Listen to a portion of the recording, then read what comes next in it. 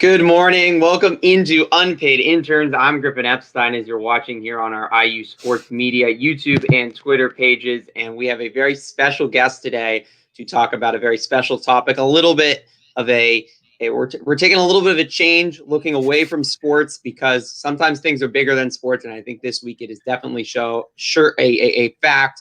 It is election day tomorrow. So Steven Webster, a professor in the political science department here at Indiana University, Bloomington, joins me. And Steven, thanks so much for coming on today. Thanks for having me. Steven, you look at the nature of political behavior and opinion in the U.S. You actually had recently a book published about American rage, how anger shapes our politics, and seems pretty timely right now. How much do you expect, voters, when they go to the poll, have been going to the polls and go to the polls tomorrow, to have anger be a key factor in who they're voting for in the presidential race and down the ballot? I think it's going to play a large role. One of the things that we know about anger is that it's an emotion that causes people to want to do something, right? So when people are angry, they tend to want to take some action or some set of actions to make themselves feel better, to try to do something about that anger. And so when we're thinking specifically about politics, we know that when people are angry, they're more likely to participate in the political system. And so I think one of the ways that we've seen this play out this year is the high levels of voter turnout that we're seeing even before Election Day. So it's clear that people are angry, and it's clear that this anger is really pushing people to get off the sidelines and participate in the political process.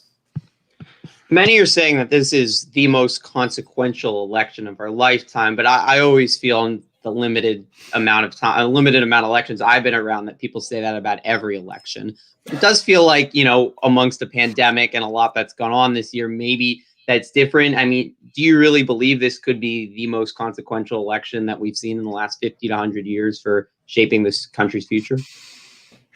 It's possible. I mean, I think you could make an argument that this is the most important election.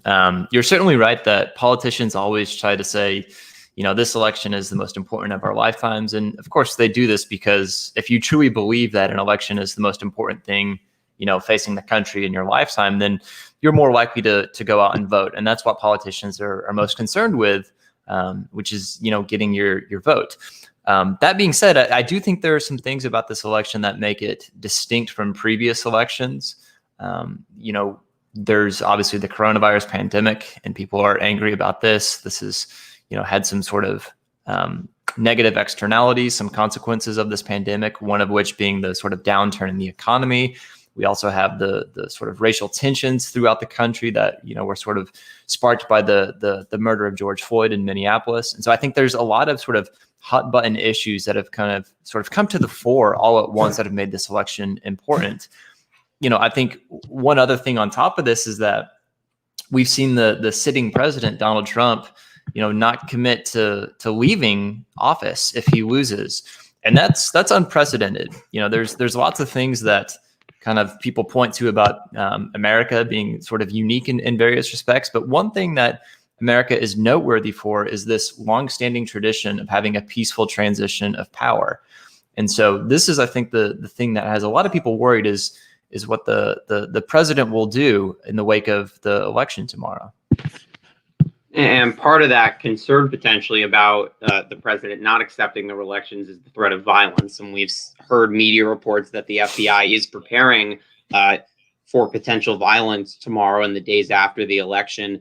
Where is that violence coming from? And what do you see that could happen tomorrow and the days following that could trigger violence that could be as bad as a FBI considering it a national security threat? Yeah, I think I'm perhaps more optimistic than some of my colleagues. I'm really hopeful that Americans won't resort to violence. That being said, I think the conditions in our society right now are such that violence is certainly possible. In previous eras, it used to be the case that Republicans and Democrats had quite a bit in common with each other. So in terms of, racial identity, religious identity, ideological affiliations. In this day and age, Republicans and Democrats are distinct from each other on so many different things. And this sort of lack of overlap between supporters of the two parties has made it quite easy for supporters of one party to view supporters of the other party as being just distinct from them. Some of my work has shown that when people are angry at the opposing political party, they're more likely to say that those who disagree with them politically are a threat to the country's well-being. And they're also more likely to say that those who disagree with them politically are less intelligent than they are. And so I think the combination of the anger that we have in the country, as well as the sort of lack of commonality between Democrats and Republicans, has created a culture in which violence is possible. The sort of really dangerous part of this is that we're seeing some sort of inflammatory rhetoric from both sides of the political divide here that might push some people to engage in some things that we wouldn't like to see. But again, I'm optimistic that Americans will remain peaceful and that no violence will occur. You mentioned a lot of your work and your research looks at polarization. Has it gotten worse in the last couple of years or even this year due to, you mentioned the pandemic and the social unrest? I think it has. I don't think it's the case that, anger and polarization are terribly new in our country. I think we've always been divided. I think just a cursory look at American politics and American political history will confirm this. I think what's unique about the times we're living in now is that it's quite easy to become angry and it's quite easy to sustain our anger. And this is important because anger can feed into our polarization. So these are sort of mutually reinforcing things, these two ideas of anger and polarization. And so I think that's something that's unique about American politics today. And from the standpoint of, just democratic health, a little d democratic health, that's concerning. And tomorrow, now you have amongst a atmosphere of so much polarization. How do you see that affecting, the results of the election and specifically demographically, where votes go to specific candidates? So one thing about the heightened nature of polarization in this country is that it's made it pretty easy to predict how most states and most people will vote. There's very little crossover voting. In fact, straight ticket voting is at record levels right now. So people are really just thinking of themselves as either Democrats or Republicans, and they're not doing this sort of, independently looking at the candidates and figuring out which candidate is best, at the level of the House of Representatives and which candidate might be best for president. By and large, people are voting all for Democrats or all for Republicans. And this is true at the state level as well. And this is due to the heightened level of polarization that we have. So what this means is that, American elections are essentially decided by just a handful of states. You don't need to really take a political science course here, though you should, in order to know that states like Oklahoma are going to vote for the Republican candidate and states like New York are going to vote for the Democratic candidate, right? This is just the nature of the sort of partisan intransigence that we have in this country. And so this polarization means that elections are closely fought things, and they're really determined by how candidates do in a few states. And so this year, these states are places like Pennsylvania, Florida, Arizona. There's some talk about North Carolina being a potential battleground state. So really, for being a sort of large state with lots of diverse interests, oftentimes our elections are decided by just a few places. And Steven, you mentioned earlier the increased voter turnout has been one storyline that we've seen in this election. How will that affect results tomorrow? It's tough to say because you need to look at voter turnout among various groups of the electorate. And the reason that's important is because we know certain segments of the electorate tend to vote in certain ways. So for instance, if there's high turnout among young voters and first-time voters, which is true, this is what we're seeing right now, that's a good sign for Democrats. We know that young voters tend to be liberal and they tend to give their votes to Democrats. If we see high turnout among racial minorities, this is, again, an encouraging thing for Democrats. We know that racial minorities in this country tend to prefer the Democratic Party to the Republican Party. If, on the other hand, we see a high turnout among white men, particularly white men without college degrees, this is something that would be good for Republicans, especially Donald Trump. This is really his base of support. What we've seen has been an increase in turnout among demographics that tend to favor the Democrats. Now, it's possible that, sort of the Republican-leaning segments of the electorate will turn out in massive numbers on election day and will take away this early voting advantage. But so far, every indication we have suggests that these early voting records are encouraging signs for Democrats. And Stephen, the recent social justice movement across the country, I feel like has led to a promotion of voting and really trying to encourage people to get out to the polls that we haven't seen in the past. And one example of that is in college sports for the NCAA. They've made tomorrow a mandatory off day for college teams. And at IU, we've seen most teams have 100% of their athletes registered to vote. Where do you feel like this movement came from, and how could that affect results tomorrow? Yeah, I mean, it's wonderful. I think from a broader standpoint, it would be great if everyone had tomorrow off. I would be in favor of Election Day being a national holiday. I think everyone should participate in the political process. It's just by and large a good thing for our country when Americans are engaged in the political system. I think in particular, it's wonderful that Indiana has had such success in terms of getting students registered to vote and giving them the day off. Athletes, whether they're professional or they're college athletes, have a very large platform to influence what people think. And so I think it's just a really encouraging sign to see so many athletes use that platform to promote something as important as voting and taking an interest in the political and civic affairs of this country. So, I applaud athletes across the country and in particular the athletes here at Indiana University for doing this. I think it's terrific. Some of what you study is political behavior and why certain groups align with certain candidates. And you kind of alluded to what Democrats are hoping tomorrow with large minority turnout.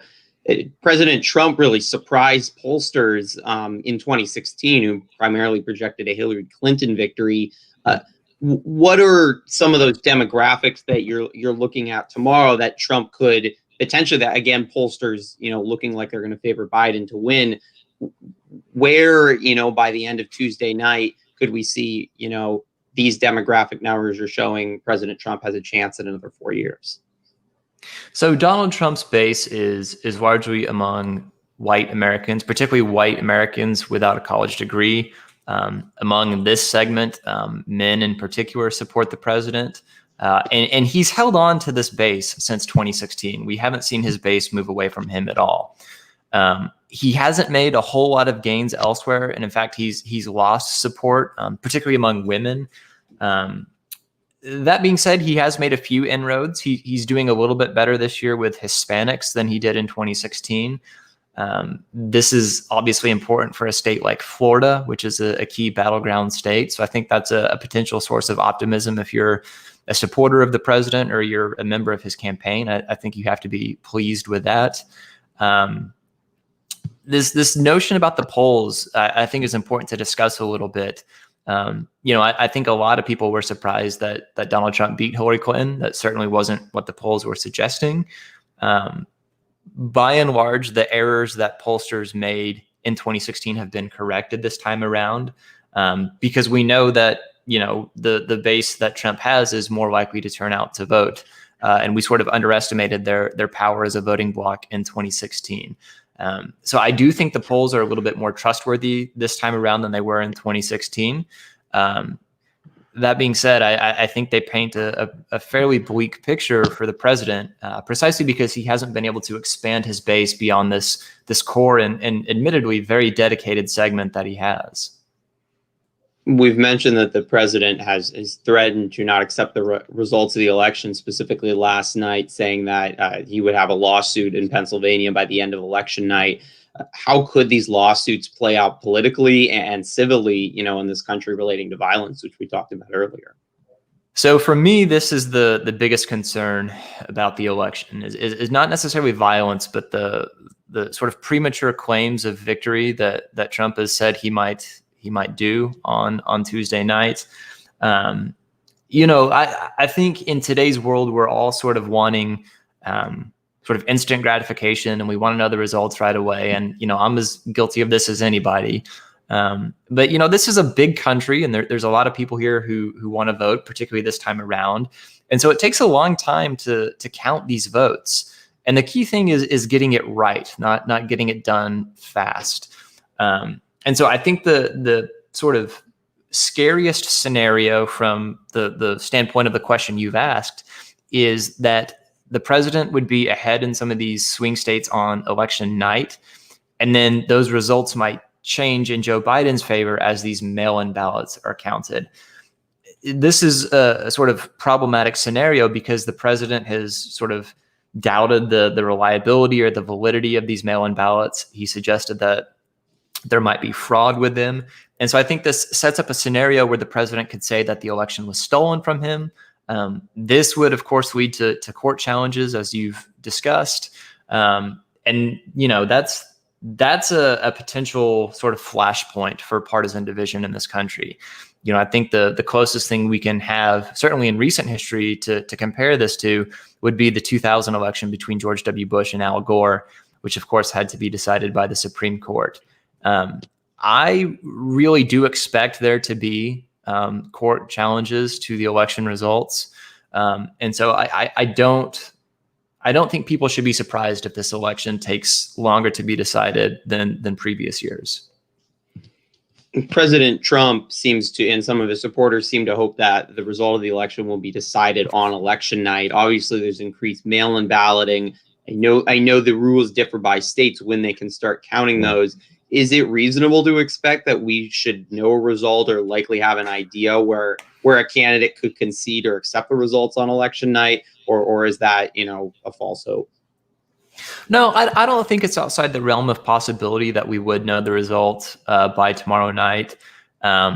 Given what the president has said about wanting to know the result on election night, I think, one candidate would have to be up by a pretty significant margin, particularly in these key swing states, in order for, various, media outlets to feel comfortable calling the election.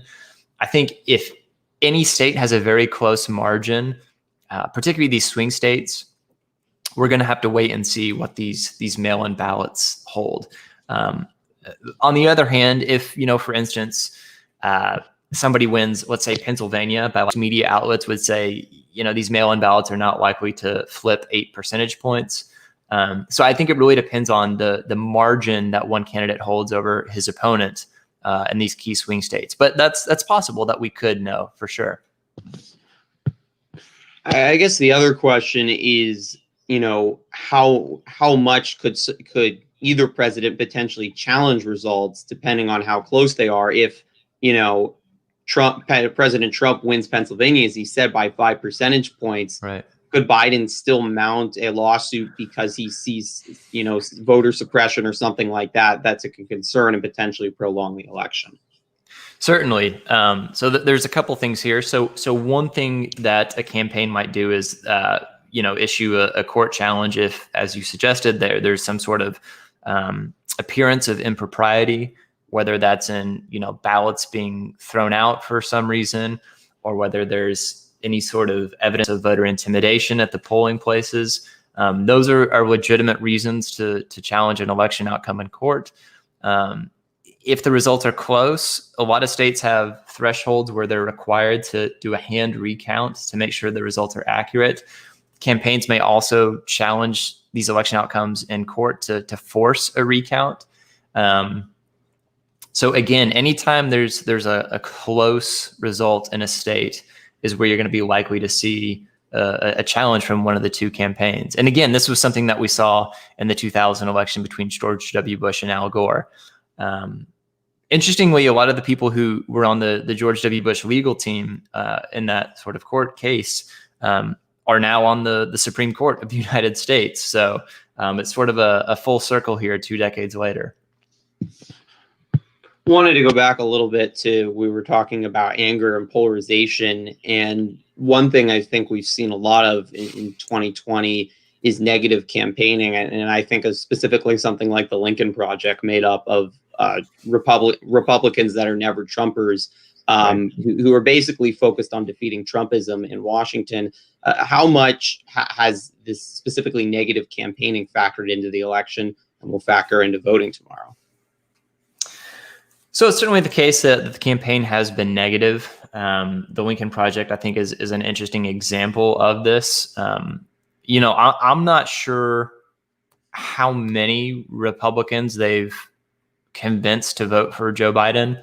I think it's possible if a sort of prominent Republican were to break ranks and say, hey, you should not vote for Donald Trump, that's something that could push Republicans to vote for Joe Biden. But I think the extent to which the Lincoln Project has run these ads against Donald Trump, and they've been doing this for some time now, I think most Republicans don't really consider the Lincoln Project a group of Republicans. And so I think this has sort of paradoxically reduced their effectiveness among Republicans.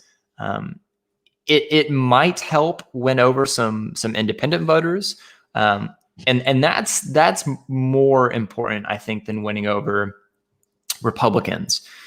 So by and large, American campaigns are a case of turning out your base and then trying to win over as many of these undecided voters as possible. It's very difficult in this polarized age to convince somebody to break party ranks and vote for a Democrat if you're a Republican, or a Republican if you're a Democrat. And so I think where you might want to look to see if the Lincoln Project has had any success is how they've done in terms of persuading independents to vote for Joe Biden. Wanted to talk a little bit about some down ballot races that are, very important as well. One thing, I was listening to a podcast that you'd done with NPR a couple of years ago, and you talked about the nationalization of politics. And could you just tell our viewers what that is and maybe how that could affect down ballot races tomorrow? It's a great question. So, we sort of have this notion that American politics is one where people, look at their local officials and they have a connection to them because it's at a local level. But increasingly, this idea of nationalization means that American politics are viewing all politics, including local politics, through a national lens. And so how they evaluate, their city council member or their member of Congress largely is a function of how they view the president. So Tip O'Neill had this famous quote where he said, all politics is local. Well, it turns out that increasingly all politics is national. So it's kind of hard for these down ballot candidates to break out of the shadow of the president. By and large, Republican members of Congress are sort of viewed based off of how their voters feel about the president. And so, this is going to have some important implications for who wins these down ballot races. Why is it that nationalization, has really become the dominant theme of politics, going back to, when it was really more local races were really about local issues? So part of it is that parties have been offering similar candidates at all levels of the federal electoral system. They tend to just agree on the issues anyway. You don't really have a sort of liberal Democrat running for president and a conservative Democrat in Congress. This is because the parties have realigned on an ideological dimension. So this goes back to what I was saying earlier about the two parties just looking so different from one another. There's also, as in most cases, a sort of financial story here. What it means to be a good Republican or what it means to be a good Democrat, and therefore get money from the national party, is to sort of, support the party line at the national level. And so really to be a member of your party in good standing, you really need to sort of support the party's national brand. And so some of this is sort of a organizational story with the Democratic and Republican parties themselves. And just one race that I'm thinking of that's interesting in that context is in Maine, where Susan Collins, at times, the Senate candidate, has been outspoken, at least a little bit outspoken against Trump, and recently, did not vote to approve Amy Coney Barrett as a Supreme Court justice, breaking ranks with Republicans. How important, I guess, is that race turning out for kind of, aligning with your party or not aligning with your party based on that theory? Yeah, Susan Collins is an interesting character. She's been sort of one of the holdouts against this trend of nationalization. She's been able to sort of push back against the national brand of the Republican Party. She's cultivated this identity as a moderate. It's kind of interesting because that makes her disliked by both Republicans and Democrats. Right? Democrats were never going to like a Republican just because of the nature of partisan divisions in this country. Republicans don't really like her because they think that she's sort of a watered down version of a Republican, so to speak. They don't like her moderate nature or her independent streak. And so somehow she's been able to piece together a sufficient coalition to win re-election. This might be the year where that luck runs out. She's one to watch because these trends of nationalization certainly mean that it's hard for somebody like Susan Collins to win re-election. What are some of the specific down ballot races and overall numbers that you'll be looking at tomorrow that will be really important, for the future of our country going forward? Because obviously there's a lot of decisions made that go beyond just the president and the White House. Yeah. So, one of the implications of the anger and polarization in our system is that a party really needs complete control of government at the national level in order to really push any policy through. It's rare that you're going to get any sort of bipartisan consensus on things. And so this means that a lot of these Senate races are quite important. So the Senate race in South Carolina is pretty tight right now. This, of course, is Lindsey Graham, a prominent Republican, trying to defend his seat. We also see the Senate race in Georgia between David Perdue and Jon Ossoff is pretty tightly contested.